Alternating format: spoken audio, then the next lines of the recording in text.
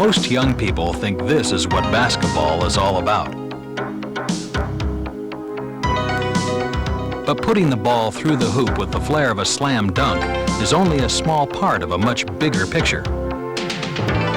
First, the player has to get it there.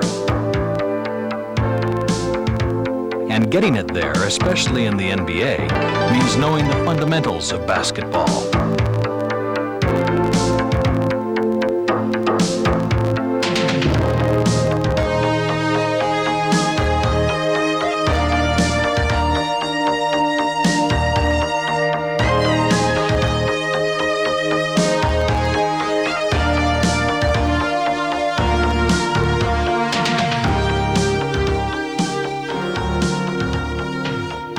These guys, among them some of the most talented basketball players in the world, have come to the big man camp.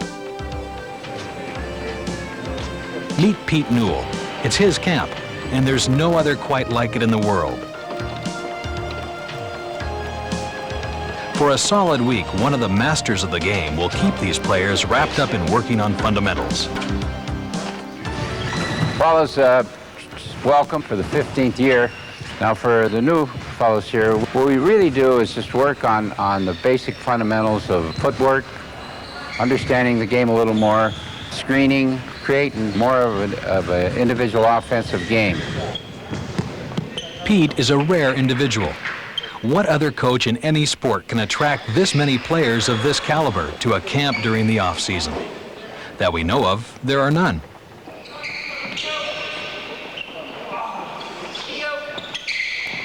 Although Pete Newell is hardly a household name, you can bet that every front office in the NBA knows who he is.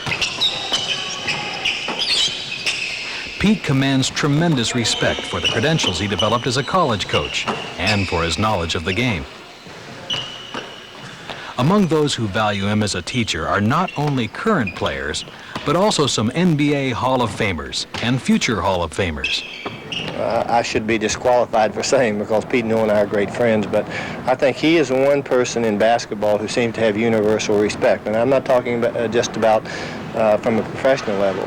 I think Pete has always been an excellent teacher of the game. I've watched him when I was in college, when he was coaching Cal, and I've gotten to know Pete over the years, and he's someone that I always look forward to talking to because I always feel like I can pick up something from him. He relates well to people from all ages, all backgrounds, and it's fun for him. You know, he still loves the game so much that it's easy to teach, and he does an excellent job with it. You have a lot of young players here, players that are rookies, second-year players, and he relates well, communicate well with young players. You know, he was an excellent coach in college, and he's always had a good relationship with young players. I owe a lot of the success I've had in the NBA to Coach Newell. He's really helped me, besides the moves, develop a lot of confidence that I can do things. A lot of players come in and they don't know what they can do, what they can't do. And this camp affords them the opportunity to find out exactly what they can do in the NBA. And besides that, you know, just about every move I'll use in the games comes directly from this camp. You know, I didn't have a great variety of moves when I started the camp, but now, you know, I just do the moves very simple, keep my game very simple, and you know, I figure why not, they work. The popularity of this camp has clearly grown over 15 years. By now, the alumni roster looks like a who's who of NBA forwards and centers. But in 1976, the big man camp began with one teacher and one student. I definitely would have been out of the league in 5 years if it wasn't for Pete. And after working with Pete, I was a starter in the NBA for the rest of my career, basically. And it's because of his working with me, it made me successful. I had read where Pete Newell had been a good coach, and he was retiring as a general manager, so I decided to ask him if he could come out and help me, because I was like a ship or a boat in the water. I was rowing hard, but I didn't know where land was. So I needed somebody to show me in the right direction, go in the right direction, basically, to become more successful. Nowadays, they have about 15 guys. We had maybe 1 or 2, sometimes 3. So we never got any rest of the time, so they get rest now. And you thought you were going to die every single day. It was very, very difficult. Probably like the Bataan Death March. We started many years ago, I guess 15 years ago, with Kermit. So we came right here, believe it or not, the gymnasium next to Loyola here. And we'd get there at 7:30. Sometimes we'd climb in a window. Sometimes there was a door open. And then Kiki Vanderway, he came out. And so then I had the two of them. It was a lot more strenuous workout. You know, we'd go one-on-one a lot and get really beat up. I was kind of a skinny kid at the time, and Kermit used to beat me up pretty good every day, but it was probably the best thing that ever happened to me. Footwork is good on that. At its best, basketball is a skillful blend of spontaneity and discipline. It is also a sort of chess game, a game of move and counter-move. The strategy for offensive basketball Pete Newell teaches could be called, in a phrase, read and react. Here at camp, the players learn the tactics to make that strategy effective. Too many players make up their mind what they're going to do before they get the ball. The first thing I tell you is you look at the basket, and at that time you can see everything you need to see. Now what I want you now to see is I want you to see where the defensive man is and use the right move. Now get out here, Armin. Say Armin's defense on me. Now I come out in here, you're over here, Armin. I read, he's playing me baseline, I come here. I just don't want to come out here and say you're over there. I'm going to go baseline, bang, I got a charge foul. I get the ball, you'd see you're loose on me, Armin. I come here, I recognize that I've got the shot. Looking again, always at that basket, I recognize, I shoot. If he's over here, I recognize that. Now, he comes up on me here, now I use my reverse. Everything's a counter, don't forget what I tell you. Whatever that defensive man does, you should have a counter. So I want you to read and react now, and give the counter that's right.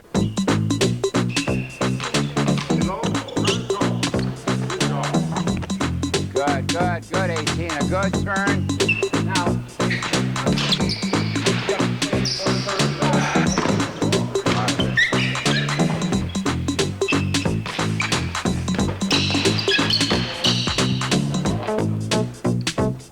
The instruction begins by breaking the game down into its simplest components. As the week wears on, the drills and the situations will become more complex.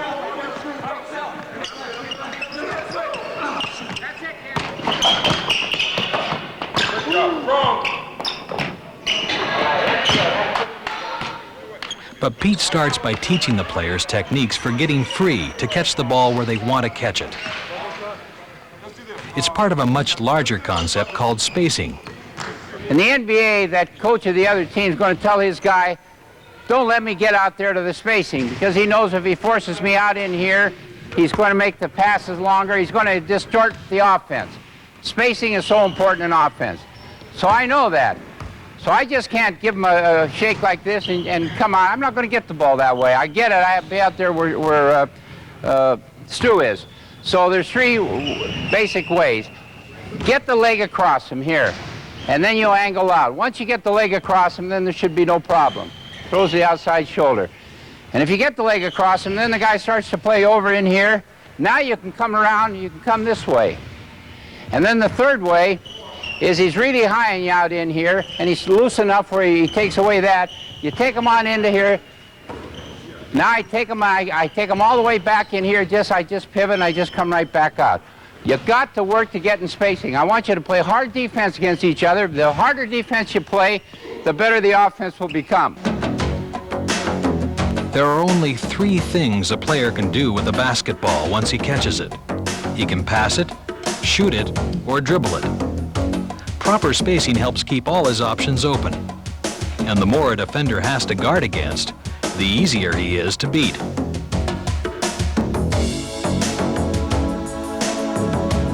One of the most important components of offensive play is proper spacing. Proper spacing. We used to call it operational zones.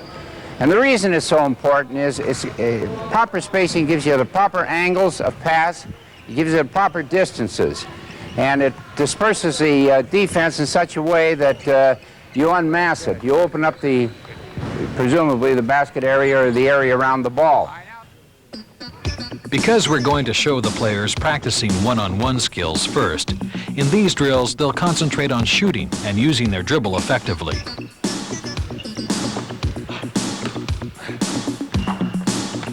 moves we're about to learn work from either wing or from the high post.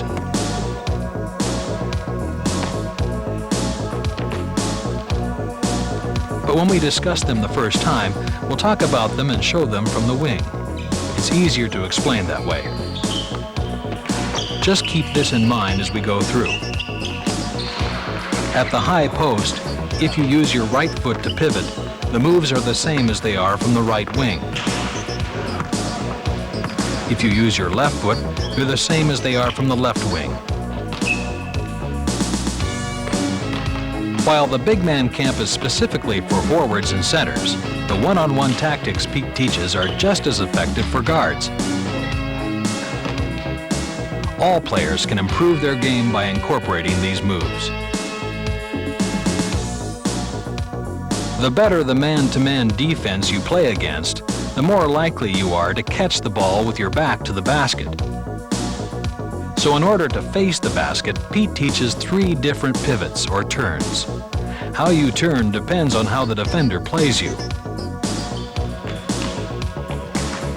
You use a pivot called the face-up against a defender who plays loose, or what's sometimes called soft defense. When he plays that way, it's usually to stop you from using your dribble to drive to the basket, or to clog the passing lanes. So when the players turn, they look at the basket right away. That gives them the opportunity to size up the defense as they turn.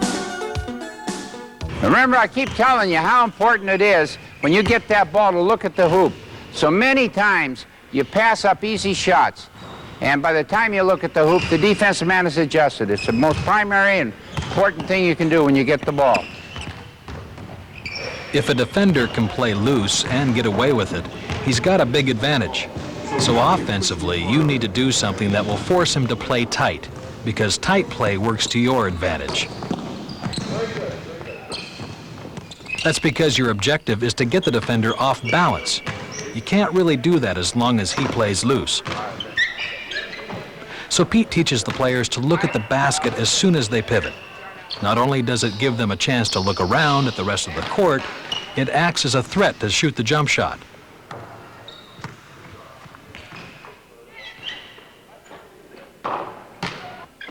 That forces the defender to make a decision. Does he stay back, or does he come up to take away the jumper? Remember, the name of the strategy is read and react. So when you read that the defender is staying back, you react by taking the jumper. And you keep taking the shot until he comes out to take it away. Look at where the players hold the ball, at chest level. There's a reason for it. Now right there is the most important position you can take when you get the ball. Not over here. Now many of you come out of motion offense in college, and the coach wants you to get the ball here. Well, if you get the ball there, you can't dribble the ball. You can shoot it, and you can pass it, but you can't dribble it. If you get it down here, you can dribble it, and sometimes you can throw a fair pass, but sure as hell can't shoot it. But here, you can pass it, you can shoot it, and you can dribble it. And if you get in the habit of bringing the ball here, you're going to cause defensive men to come to you, and when they come to you, you're going to be ready to beat them either way. There are times, and there are players who can get away with holding the ball low. They are usually great drivers. For them, holding the ball low is a threat to go strong to the hoop. But unless you can consistently make good on this threat, we suggest that you hold the ball at chest level, as Pete teaches.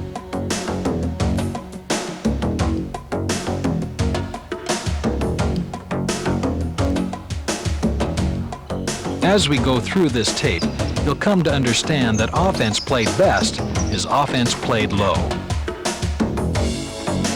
So look at the player's posture. Knees are flexed, balance is low.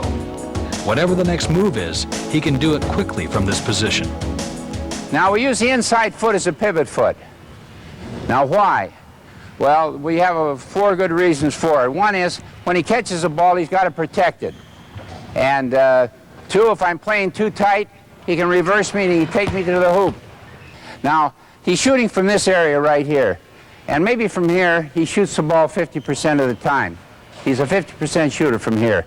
Now, if he uses the other foot as a pivot foot, now he goes right to a 40%. And we all know that you don't win many games shooting 40%.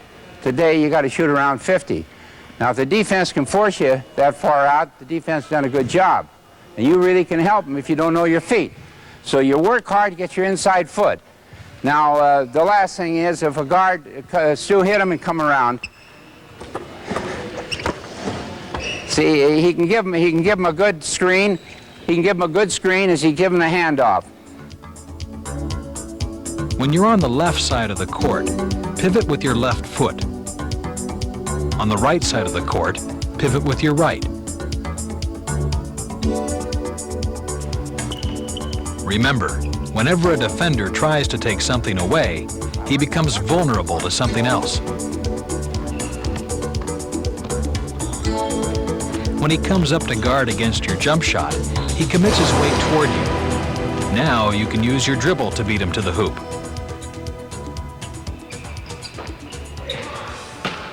Notice that Pete teaches the players not to put the ball on the floor right away. They don't dribble, then try to gain an advantage. They gain an advantage, then exploit it with either their dribble or their jump shot.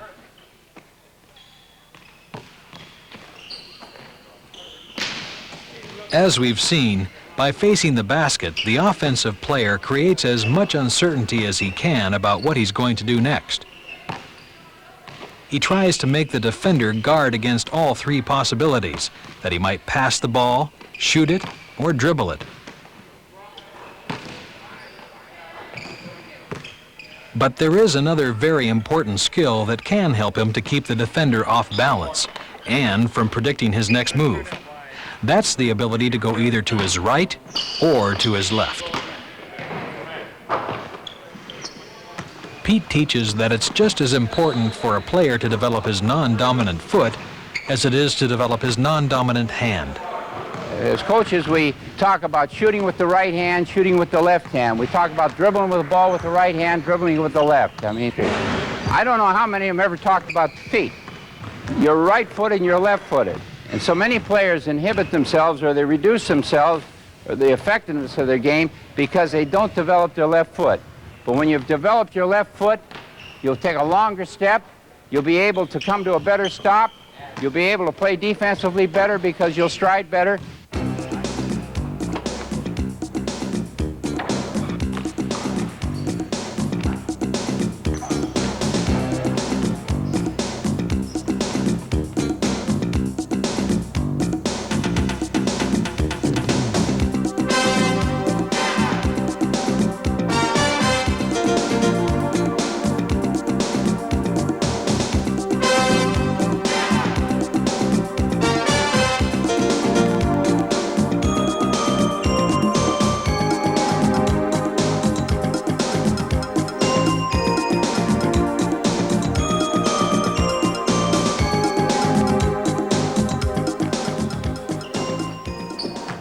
A player can either go toward the middle or toward the baseline from either wing.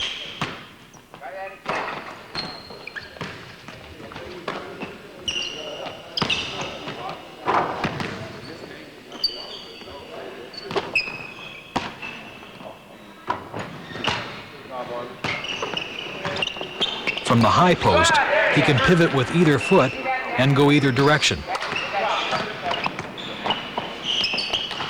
Pete teaches the players to dribble with their left hand when they go left, with their right hand when they go right.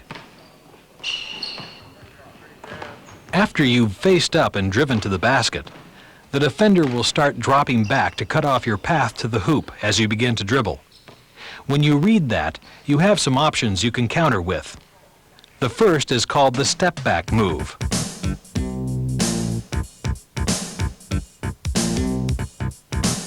It works very well against a taller opponent and an effective shot blocker. There are several keys to making this move successful. The first is starting with the same stride as you did when you drove all the way to the basket. That helps to convince the defender that you're driving.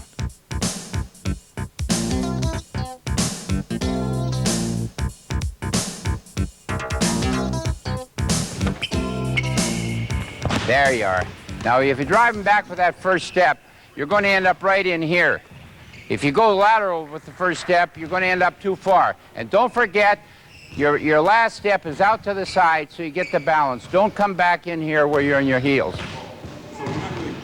The footwork for the step back is a little different, depending on whether you're going toward the baseline or over the middle.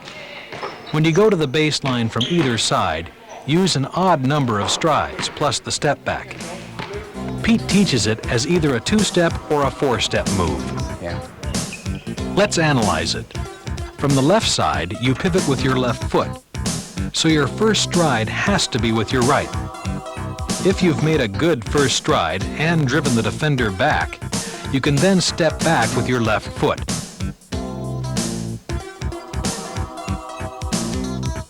As often as not, however, you'll need more strides. Besides, it will put you closer to the basket. You'll go right, left, right, step back.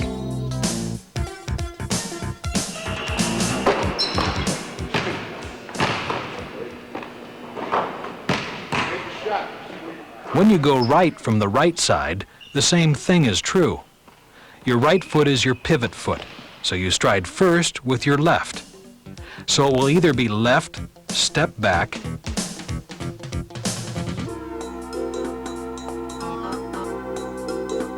or left, right, left, step back. Pete teaches the step back to the middle as a three-step move. Stride, stride, step back. From the left side, since your left foot is the one you pivot with, take the first stride with your right. Take one more stride, then step back. From the right side, you stride first with your left, then your right, then step back.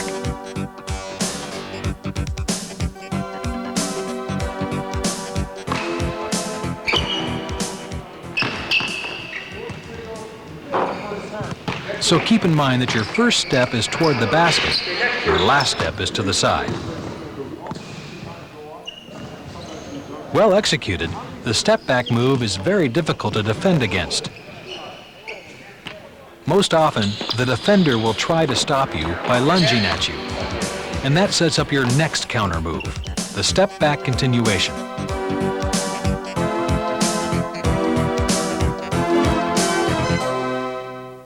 The key to executing the step back continuation is convincing the defender that you are going to take the jump shot off the step back. What helps to sell it more than anything else is a head fake. So do the same footwork, but instead of picking up your dribble and taking the jumper, give a good head fake by looking at the basket and then drive to the hoop.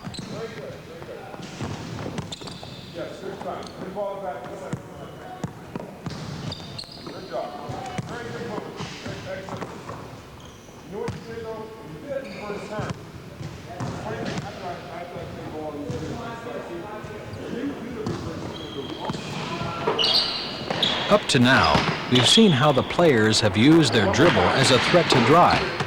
But Pete teaches them another counter to use against a defender who plays to stop them from going to the basket. After they've faced up, they use their dribble to go to an open area, either toward the baseline or over the top. That way, they've moved closer to the basket for a higher percentage jump shot.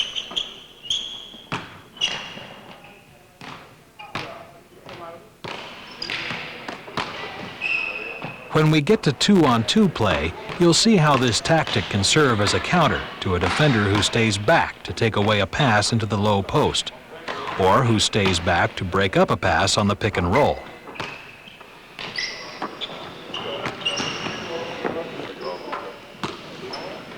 To the jumper going right or left, you can add a pump fake.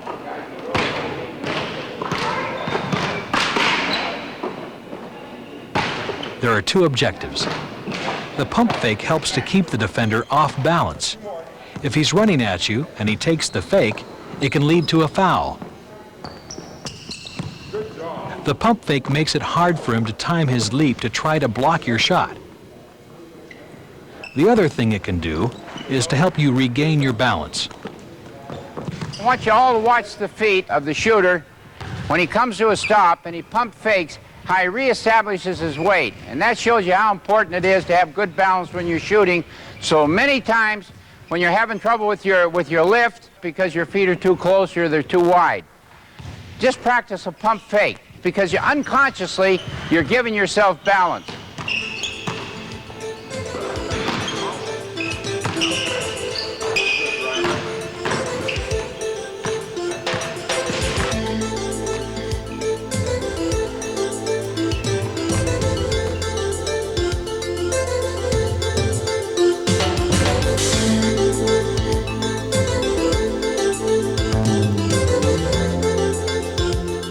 On your pump fake, you don't have to go all the way up, just enough to get you up. That's all. But you keep these knees flexed. If you go way up in here, AC goes way up, but I got to bring it down, and he comes down, and I get nothing out of my pump. So it just sits, maybe 6 inches at most.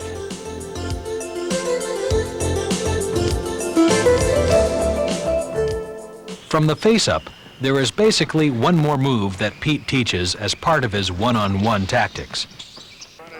That move is called the explosion step. It's one-on-one because it's just one offensive man against one defensive man. But it requires that the defender be aware of a possible screen by another offensive player in a 2-on-2 situation. To use a screen, the offensive player first fakes away, then goes toward it. To use the explosion move, he surprises the defender by continuing to go away from the screen. Pete teaches the players to lean forward, then explode toward the basket as soon as their front foot hits down.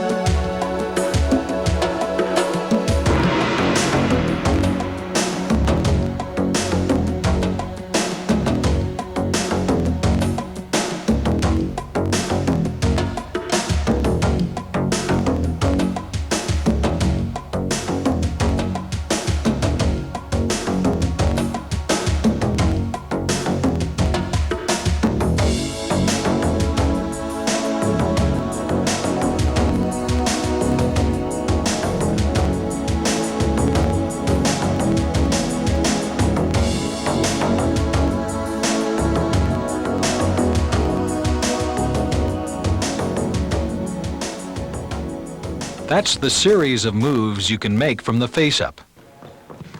It's very important to master the technique of facing the basket. It serves as the foundation for the whole sequence of moves. Remember, from the wing, use your inside foot to pivot. Look at the basket as soon as you turn. Keep the ball chest high. Keep your knees flexed. Make your opponent guard against all three of the things that you can do with the ball: shoot, dribble, or pass. Remember, you face up against a defender who plays loose to take away your drive. The threat of the jump shot from the face-up makes this sequence of moves effective. To get an advantage, you have to get him off balance. By threatening to shoot the jumper, you get him to commit his weight toward you. Now you have several ways to get a high percentage shot.